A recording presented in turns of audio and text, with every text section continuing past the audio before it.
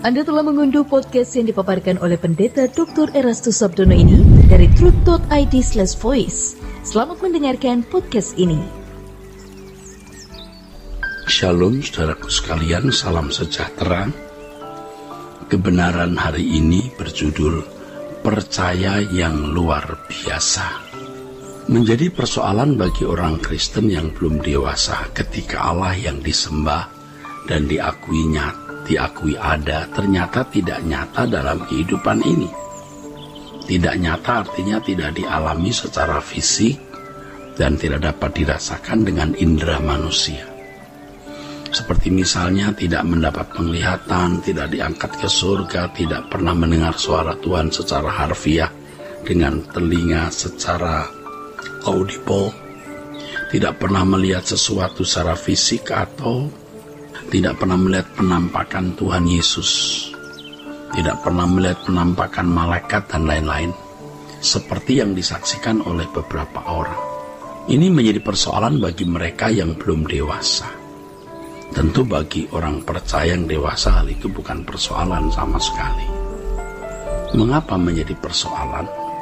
Kesalahan ini terjadi dalam kehidupan orang percaya karena menganggap bahwa memiliki pengalaman nyata secara harfiah dengan Allah sebagai tanda ciri kedewasaan rohani, di mana pengalaman-pengalaman tersebut dipandang sebagai ciri orang istimewa di hadapan Allah dan lebih dikasih Allah dibanding dengan yang tidak mengalaminya.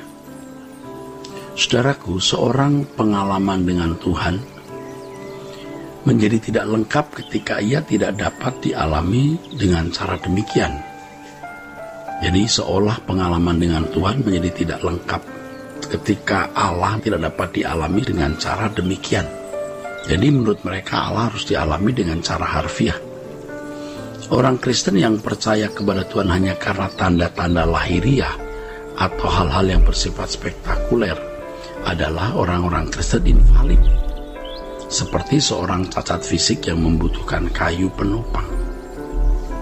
Tuhan berkata, berbahagialah orang yang percaya walau tidak melihat. Justru menurut pernyataan Tuhan kita, orang yang tidak melihat atau tidak mengalami hal-hal yang bersifat lahiriah namun percaya, berarti berbahagia atau beruntung. Hal ini menunjukkan bahwa kalau mereka tidak mengalami pengalaman-pengalaman harfiah secara fisik, itu bukan berarti kualitas rohaninya lebih rendah, saudara. Jika tidak pernah punya pengalaman spektakuler, hendaknya kita tidak merasa memiliki kehidupan rohani yang lebih rendah. Apalagi berpikir bahwa kita kurang dikasih Allah. Bukan demikian. Orang percaya harus bertumbuh dewasa, belajar mempercayai Allah tanpa tanda-tanda lahiriah, saudara. Kualitas percaya kepada Tuhan bukan terletak pada keyakinan pada kuasa Allah yang dapat mengalir dan dapat dialami, sehingga orang biasanya bukan hanya meyakini bahwa Allah itu berkuasa, melainkan juga meyakini Allah pasti mengalirkan kuasanya itu. Secara tidak langsung orang seperti ini mau mengatur dan memaksa Allah. Dengan menggunakan nama Yesus seolah-olah Allah tidak berdaya dan pasti akan menuruti keinginan orang tersebut. Ini merupakan praktek yang keliru berkaitan dengan penggunaan nama Tuhan. Seharusnya prinsip kita adalah jadilah kehendakmu di bumi seperti di surga. Biarkan kehendak Tuhan yang jadi melebihi keinginan dan impian kita. Alkitab memang berkata bahwa apapun yang kita minta dalam nama Tuhan akan dilakukan oleh Tuhan. Namun kita harus melihat konteks dari ayat tersebut, bahwa mereka yang meminta dalam nama Tuhan adalah orang yang percaya kepada Tuhan dan dipercaya oleh Tuhan untuk melakukan pekerjaannya. Jadi ayat itu bukan untuk semua orang, saudara. Tidak untuk sembarang orang Kristen, tapi orang yang bisa dipercaya oleh Tuhan. Ya. orang-orang yang percaya dan bisa dipercaya oleh Tuhan untuk melakukan pekerjaannya. Jadi janji Tuhan berkaitan dengan permintaan dalam nama Tuhan Yesus tersebut bukan untuk kepentingan diri sendiri, melainkan untuk kepentingan Tuhan. Jadi kualitas percaya seseorang bukan terletak pada keyakinannya pada kuasa Allah ya. Jadi kualitas percaya seseorang bukan terletak pada keyakinannya pada kuasa Allah dan keyakinannya bahwa kuasa itu bisa dialami, sehingga banyak orang meyakini kuasanya dan meyakini pasti bisa mengalami mujizat dan berkat-berkat Tuhan dari kuasa tersebut.